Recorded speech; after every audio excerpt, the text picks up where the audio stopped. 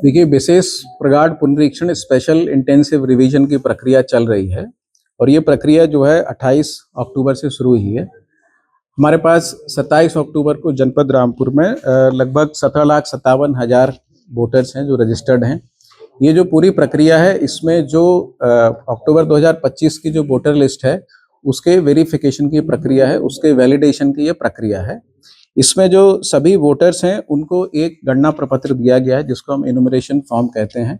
उस enumeration form को उनको भर के देना है बीएलओ को, और अगर वो उसको सीधे भी ऑनलाइन पोर्टल पर भर सकते हैं, और अगर वो ऐसा नहीं कर पा रहे हैं स्वयं से, तो बीएलओ की मदद लेके भी उसको भर सकते हैं। अगर उनका स्वयं का या उनके माता पिता किसी संबंधी का 2003 की वोटर लिस्ट की सूची में नाम है तो वो उसका उल्लेख अपने जो गणना प्रपत्र है उसमें करेंगे। इसके बाद सभी जो इनुमरेशन फॉर्म है जब कलेक्ट हो जाएंगे तो जिनका 2003 से मैपिंग हो रहा है वो वैलिडेट हो जाएगा, और उसके अतिरिक्त जो इनुमरेशन फॉर्म के सापेक्ष जो वोटर्स होंगे उनको एक नोटिस इशू होगा, और उस नोटिस के क्रम में उनको अपने आयु निवास संबंधी प्रपत्र जो है प्रस्तुत करने होंगे। बीएलए के माध्यम से उनको कलेक्ट कर लिया जाएगा और ईआरओ का उसमें अंतिम निर्णय होगा, और उनका वोटर कार्ड अगर वो सही पात्रता अर्हता रखते हैं तो वो बन जाएगा। सर, ये गलतफहमियां लोगों के बीच में पनप रही हैं, उनको थोड़ा सा क्लियर कर दीजिए। आप कोई गलतफहमी उसका जिक्र कर सकते हैं? फोटो को लेकर लोगों के मन में कई सारे सवाल हैं कि फोटो किस तरह से खींचेगा। देखिए, जो चुनाव आयोग की एप्लीकेशन है जिसके माध्यम से फॉर्म को अपलोड किया जाना है, उसमें एक ऑटोमेटेड सॉफ्टवेयर है जो फोटो को कैप्चर करता है। उसमें जो ह्यूमन फेस है उसके शेप का पैटर्न बना हुआ है, और जब उस पैटर्न में फोटो फिट हो जाता है जो आपके फॉर्म पे लगा हुआ है वो उसको कैप्चर कर लेता है। तो इसमें कहीं भी पैनिक होने की जरूरत नहीं है। सर, जो लोग पढ़े लिखे हैं उनके लिए ऐसा करनी है, लेकिन जो लोग साक्षर नहीं है, दूसरी बात जो लोग बुजुर्ग हैं जब वोट पड़ते होंगे घर पे वोट डालने के लिए जाते हैं, उनके लिए कोई एक ऐसा हेल्प लाइन नंबर कि उन लोगों की मदद, पढ़ा लिखा तो कर लेगा अपने काम, लेकिन देखिए, हेल्पलाइन नंबर भी हैं, स्थानीय भी हैं, चुनाव आयोग के भी हैं, पोर्टल भी हैं, और इसके इतर जो है बीएलओ जो है एक बूथ पे है जिस पर लगभग 1000 जो है वोटर्स होते हैं, और वो घर घर जाके जो फॉर्म्स हैं उनको कलेक्ट करता है। तो इसीलिए 1000 की संख्या पे एक बीएलओ को रखा गया है ताकि वो लोगों को असिस्ट कर सके, और वो उससे कोई भी जानकारी लेना चाहते हैं या अपना फॉर्म भरवाना चाहते हैं उससे कर सकते हैं।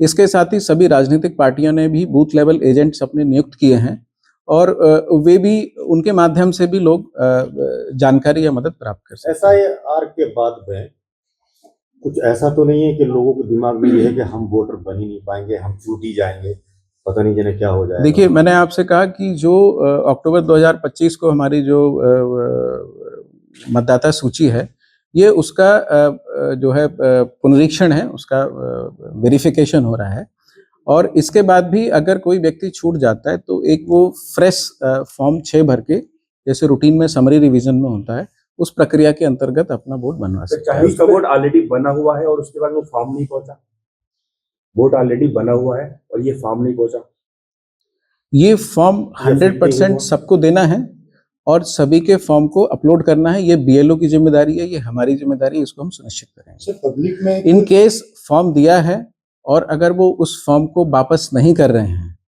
तो 3 बार बीएलओ उनके आवास पे जाएगा, कि प्रयास करेगा कि उनसे संपर्क करेगा और इसको लिखा पढ़ी में लेके आएगा। अगर वो 3 बार जाने पे भी नहीं मिलते हैं तो उसको एब्सेंट मार्क किया जाएगा, उस दशा में उसका वोट नहीं बनेगा। कुछ लोगों ने ये कहा है कि उनके वोटर आईडी है उनके पास, लेकिन ये फॉर्म नहीं मिला, और बीएलओ के पास गए तो बोले हमारे डेटा में है नहीं फॉर्म, हमारे लिस्ट में नहीं, लेकिन उनके पास वोटर आईडी वगैरह बना है, पिछले में वोट डाले हैं उन्होंने नगर पालिका में, कई लोग हैं इस तरीके के। ऐसा कोई भी प्रकरण है वो हमारे तहसील में या मुख्यालय पर संपर्क कर सकते हैं, ऐसी सभी समस्याओं का निदान कर दिया जाएगा। अगर वोटर कार्ड बना हुआ है तो हमारे पास सूची है, पूरे 17.5 लाख लोगों की सूची है, जितने वोटर कार्ड बने हैं वो पूरी सूची हमारे पास है। अतः यह संभव नहीं है कि उसका वोटर कार्ड बना हुआ है और उसका लिस्ट में नाम नहीं है, फिर भी अगर ऐसा कोई प्रकरण आता है, हाँ, अगर फॉर्म नहीं पहुंचा है तो अभी हो सकता है कुछ 50-100 लोगों को अभी भी फॉर्म ना मिला हो, वो संपर्क कर सकते हैं, उनको फॉर्म मिल जाएगा। और 100% लोगों को फॉर्म दिलाना जी। ये हमारा काम है, ये हम सुनिश्चित करेंगे। डीएम सर, क्या लगता है एसआईआर के बाद एसआईआर से शासन प्रशासन की पारदर्शिता बढ़ेगी? अगर बढ़ेगी लगता है तो कैसे? देखिए, ये शासन प्रशासन की पारदर्शिता से संबंधित नहीं है, ये जो मतदाता सूची है उसके पारदर्शिता से संबंधित है। जो मतदाता सूची है उसका वैलिडेशन, उसका वेरिफिकेशन, पुनरीक्षण किया जाना है, जो प्रक्रिया की जा रही है। सर, जनता में इसको लेके काफी भ्रम है, खासकर एक कम्युनिटी में, कि अगर वोटर कार्ड ये नहीं बना तो पता नहीं क्या क्या हो जाएगा। इसको लेके आपका क्या संदेश है? वोटर कार्ड बनाने की जो प्रक्रिया है ये पब्लिक में है, चुनाव आयोग के पोर्टल पे है, बीएलओ के माध्यम से भी सूचना दी जा रही है। और मैं आपको बता दूं, सभी पार्टियों के बूथ लेवल एजेंट सभी ने नामित किए हैं, वो अपने बूथ लेवल एजेंट के माध्यम से भी लोगों को जानकारी दे रहे हैं, उनके फॉर्म भरवाने में भी मदद कर रहे हैं। वो भी अपने स्तर से उनकी भ्रांतियां दूर कर सकते हैं। ये ओपन और ट्रांसपेरेंट प्रोसेस है, सभी कुछ ऑनलाइन उपलब्ध है, कहीं से कोई इस प्रकार की दिक्कत नहीं आने वाली है। मतलब ना तो किसी वोटर को कोई परेशानी आने देंगे आप, और ना किसी तरह की समस्या है, लोग ना घबराएं।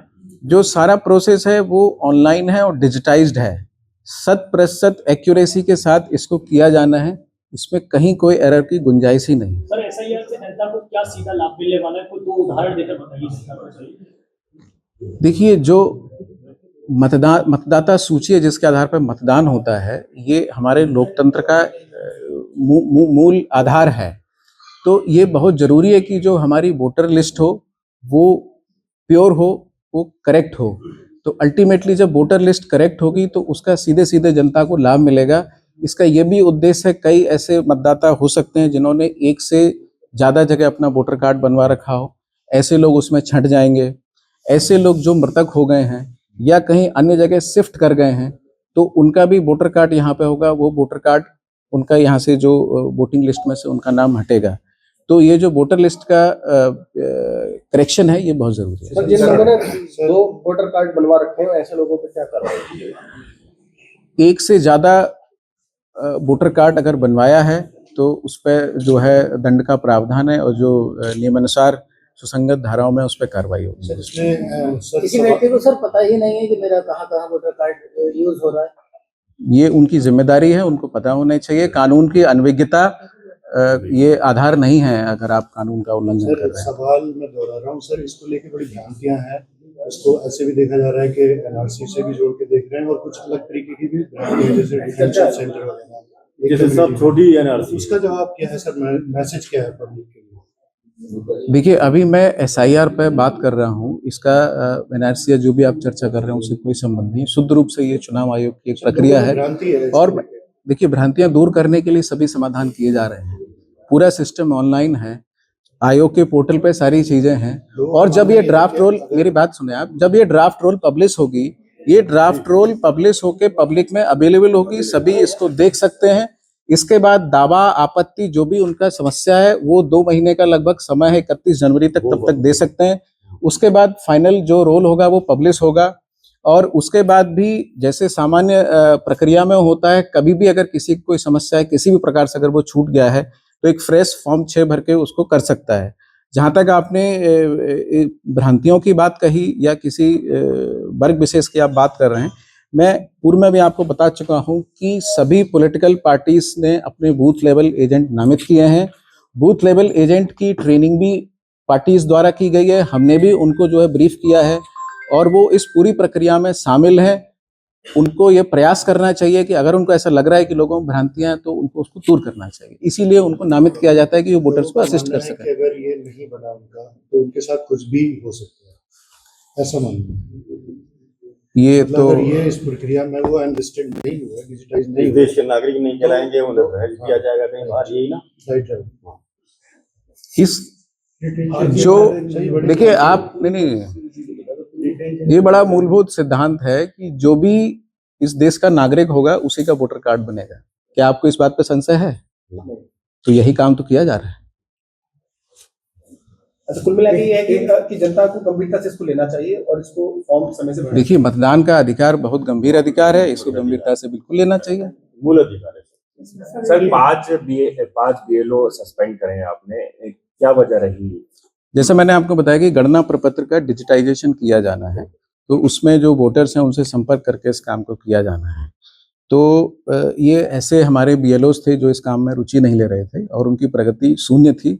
इस आधार पर उनको निलंबित किया गया है और भविष्य में भी अगर जो चुनाव प्रक्रिया में जो कर्मचारी अधिकारी लगे हुए हैं, अगर उनके स्तर पे कोई लापरवाही या उदासीनता प्रतीत होती है तो नियमानुसार कार्रवाई की जाएगी। सर लोगों से भी क्या अपील है, लोगों से भी क्या अपील है, किस तरह से मैं लोगों से आपके माध्यम से ही अपील करना चाहूँगा कि जो इनुमरेशन गणना प्रपत्र उनको दिया है उसको शीघ्र या तो स्वयं से डिजिटाइज कर दें या उसको BLO को सबमिट कर दें, क्योंकि अगर इसमें विलम्ब होगा तो हमें और फिर बाद में टाइम लगने की संभावना है। ये जितना शीघ्र उसको जमा कर देंगे उतना हमारे डिजिटाइजेशन का काम जो है तेजी से हो जाएगा। दूसरा, मैं ये भी अपील करना चाहूँगा कि सभी लोग ये देख लें, उनका एक से अधिक जगह पे वोटर कार्ड तो नहीं बना हुआ है।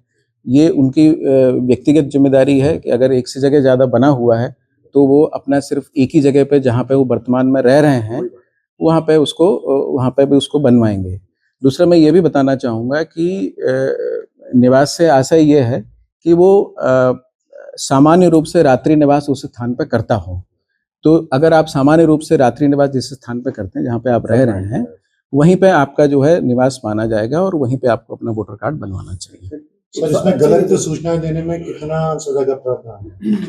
इसमें जो भी नियमानुसार कार्रवाई है वो की जाएगी। 4 दिसंबर तक पूरा हो जाएगा।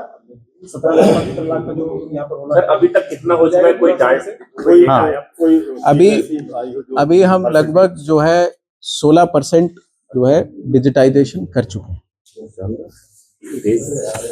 जनता से क्या अपील करेंगे सर?